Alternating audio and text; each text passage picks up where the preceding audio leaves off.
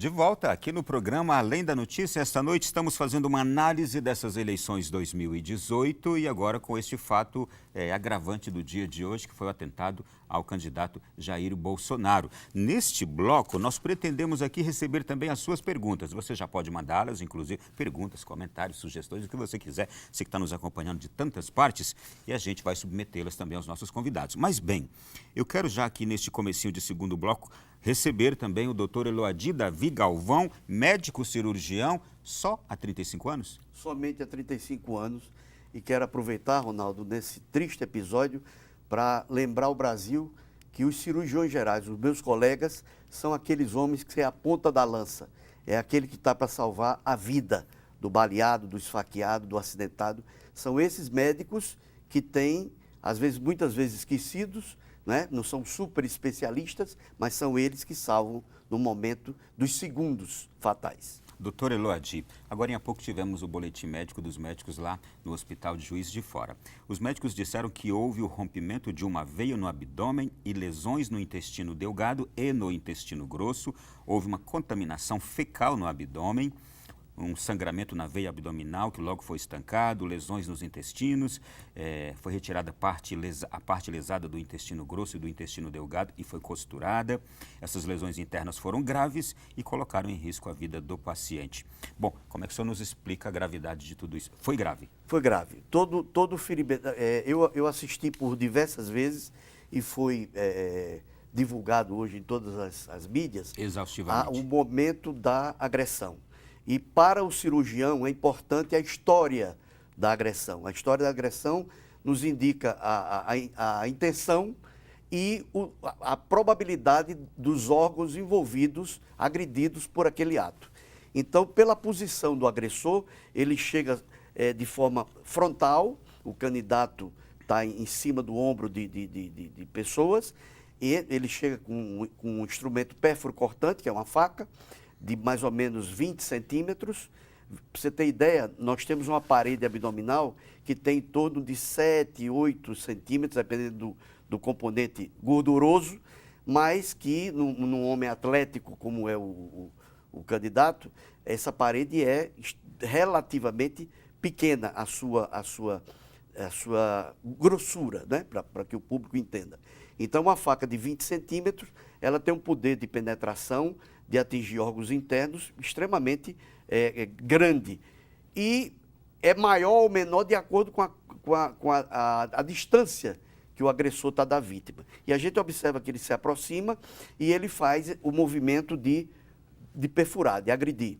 Nesse movimento, eu como cirurgião que olhei, logo que ele saiu carregado, o meu medo maior era o coração, porque o coração está na base do diafragma e um ferimento de baixo para cima, com 20 centímetros de diâmetro, de tamanho, a probabilidade de atingir o órgão vital como o coração, o vaso da base, a aorta, é muito grande. Então, o risco realmente, pela a imagem, a pessoa ia com intenção realmente de causar um dano maior.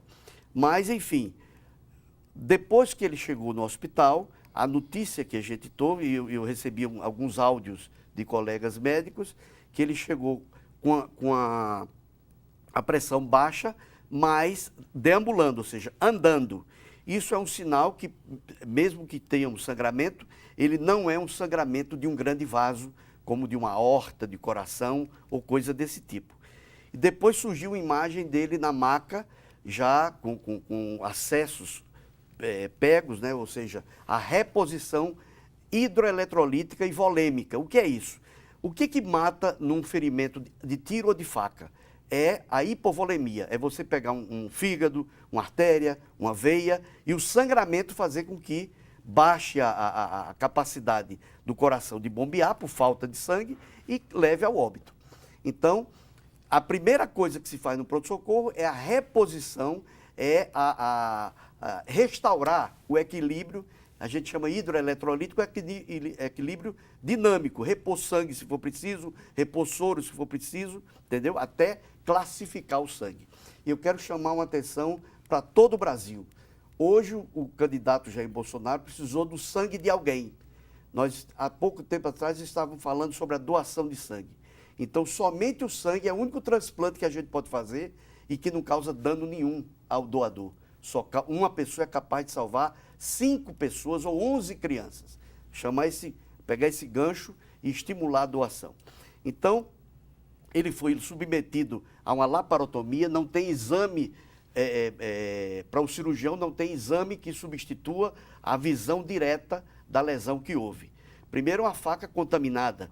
Ele tem que, se ele não era vacinado contra tétano, tem que ser, ou se foi, tem que fazer o reforço. O ferimento contaminou, ele transfixou o intestino grosso, que a gente chama de colo transverso, que é irrigado por uma artéria importante, que é a artéria mesentérica. Provavelmente não deve ter sido uma veia.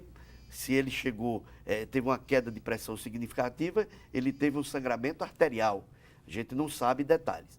Enfim, mas imediatamente o cirurgião toma a decisão de abrir. A decisão de abrir salva a vida, estabiliza o paciente, que ele tem que resolver o que a faca cortou. Eu gostaria de saber, essas lesões são consideradas graves? São graves pelo seguinte, intestino grosso e delgado. O intestino grosso é onde forma o bolo fecal. Ele é onde ficam as fezes. Uhum. Então, ele é um território colonizado por bactérias que causam peritonites, que causam doenças. Então, o que é que se deve fazer nesse caso? Primeiro, retirar o segmento que foi lesado, e aí se faz uma anastomose.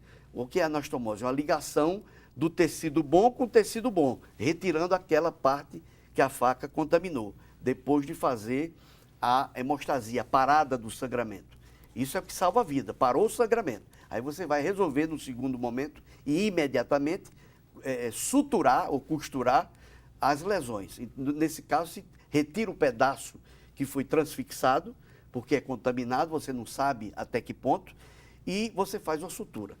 Eu, particularmente, gosto de colocar para o lado de fora o local onde eu fiz a sutura. Por quê? Porque depois de até 7, 10 dias, a sutura ela pode sofrer um processo que a gente chama de... É uma abertura, ela pode se romper. E se isso se rompe numa cavidade abdominal, novamente você tem uma peritonite com fezes dentro da cavidade, como teve o ex-presidente Tancredo Neves por uma ruptura espontânea. Uma segunda pergunta. Um acontecimento como esse pode deixar sequelas? Não. A sequela que pode deixar, a sequela que poderia haver é se houvesse um sangramento importante com perda de sangue no cérebro. Aparentemente isso não houve. Ele chegou andando, né? A providência, a cirurgia foi imediata. Me parece que ele tomou 2 bolsas de sangue, eu não tenho essa confirmação, mas parece que foi necessário uma reposição volêmica. Então, não há sequela da lesão. O que pode haver? Até 7 a 10 dias a gente aguarda, observa, com antibióticos, você trata como se... Porque a cavidade abdominal é um ambiente estéril e, de repente, ele é contaminado com as fezes. Então, você já parte do princípio que ali já tem uma peritonite, já tem uma infecção pela contágio, pela contaminação das fezes. Uma última pergunta ainda sobre tudo isso. A cirurgia foi agora à tarde, com os dados que temos aqui, dá para se ter uma noção, porém, pode acontecer, por exemplo, algo inesperado, de hoje para amanhã, uma gravidade maior? Olha, eu acredito que o serviço de saúde onde ele foi operado e onde ele vai ser transferido, me parece que é para o Sírio-Libanês em São Paulo? Pode ser. Os médicos chegarão para analisar. Os médicos já fazem... O que qualquer paciente pós-operatório, o que o médico teme? É a trombose, que é o entupimento de artérias, porque isso acontece em qualquer paciente acamado, é a infecção, são os distúrbios hidroeletrolíticos, mas dentro de um hospital de grande porte, a probabilidade de ocorrer isso é muito pequena. Se eu tivesse operado o candidato, é uma opção minha, de cirurgião da velha guarda, hoje os novos podem ter outras condutas, eu colocaria para o lado de fora a sutura que eu tivesse feito. Por quê? Porque se em 7 a 10 dias essa sutura ela se abrir por alguma contaminação do próprio ferimento, ela abriria para o meio externo e não para o meio interno. Eu não sei se fez, a gente chama de colostomia. Colostomia é para colocar o colo do lado de fora. não necessariamente aberto, mas a exposição da sutura. Não sei se isso foi feito. Isso era o que eu faria para dar mais segurança a prevenir, a prevenção de uma complicação que pode ocorrer, que espero em Deus que não ocorra, que é a deiscência, a fragilidade, soltar a sutura que foi feita no intestino. Muito bem, caríssimo doutor, muito obrigado por sair de casa essa hora da noite e vir aqui nos atender com essas explicações fantásticas. Foi um prazer, mais uma vez. Deus abençoe, boa noite. Um abraço. Obrigado. E o senhor fique muito à vontade, a gente vai continuar aqui o nosso bate-papo. Muito obrigado por ter aqui participado conosco, doutor Eloadir Galvão, médico cirurgião, fez somente umas 4 a 5 mil cirurgias ao longo da vida, né, doutor? 4.000 eletivas. Urgência, eu não tenho ideia, não. Só Deus é que sabe o número. Um detalhe, Ronaldo, que é interessante, eu vi na internet, alguém questionando o fato do paciente chegar andando.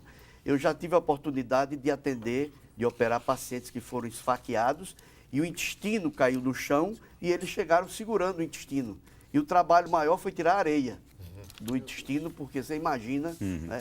Então, é possível sim, nos ferimentos por arma branca, que não peguem vasos importantes, o paciente chegar andando no hospital. Muito obrigado, doutor. Nós vamos continuar aqui, a gente tem tanta coisa para abordar e eu gostaria aqui de perguntar agora para os senhores o seguinte. A partir do que a gente já viu agora nessa campanha eleitoral, os primeiros dias no rádio, na televisão, eu gostaria de tratar de alguns temas específicos aqui. Algum candidato tem mostrado algo de proposta inovadora, algo diferente na área social? Os senhores chegaram a perceber isso? Não percebi. Na verdade, me parece um grande mais do mesmo. Às vezes, quando eu estou assistindo o horário eleitoral, penso que eu estou em outra eleição, porque a dinâmica me parece muito a mesma. O que mudou mesmo foi a forma como se dirige às mulheres, por exemplo. Há uma maior... Realmente, o tratamento, o cuidado, a atenção às mulheres, parece que se virou o foco de todos. Exatamente. E eu vi muito isso na campanha do Alckmin, até pelo tempo largo que tem. Na inserção de hoje, por exemplo, a candidata Ana Amélia, né, fez uma grande participação, se dirigiu diretamente às mulheres. A gente viu isso com a primeira campanha da candidata Marina Silva. Então, isso está realmente se tornando uma tendência, né? Estão tentando se dirigir a segmentos da sociedade que são historicamente marginalizados. Agora, se o discurso está sendo efetivo, aí eu já não consigo confirmar. Eu acho ilusório, Ronaldo, imaginar que da forma pela qual a propaganda no rádio e televisão é estabelecida, inclusive esse ano com a redução do tempo, é ilusório imaginar que algumas propostas inovadoras possam ser apresentadas de forma consistente. É absolutamente impossível você pedir a um candidato que tem alguns segundos na televisão que possa, ou no rádio, que possa trabalhar consistentemente aquilo que ele propõe. Mesmo os candidatos que têm um pouco mais de tempo não teriam condição de fazê-lo.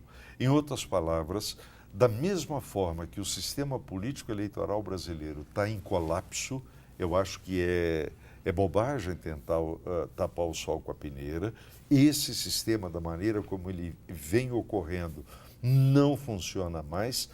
A propaganda, tal como ela é apresentada, reflete esse quadro de declínio do próprio sistema político.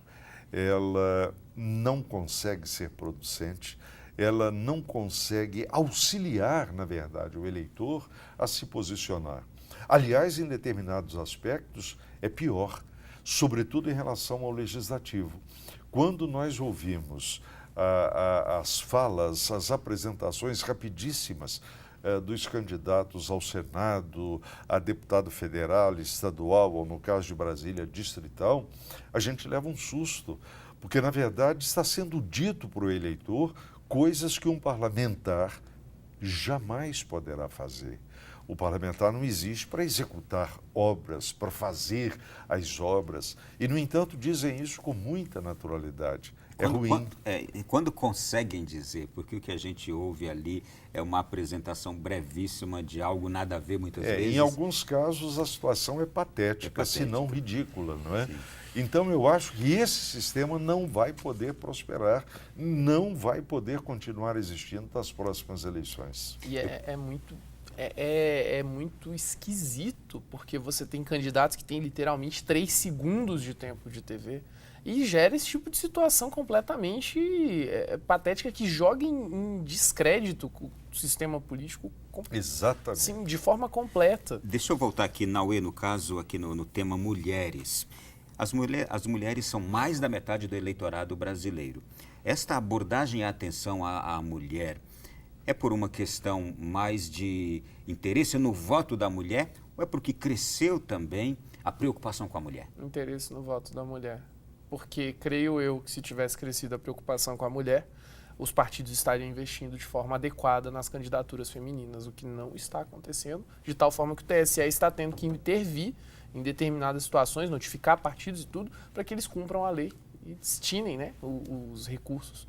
Então, me parece realmente o interesse no voto mesmo. Daqui a pouquinho, no próximo bloco, a gente vai falar de privatizações, reformas, segurança, política econômica e algumas outras coisinhas. E já também atender você que está mandando mensagem aqui para o nosso programa. O segundo bloco já foi. Nós voltamos já.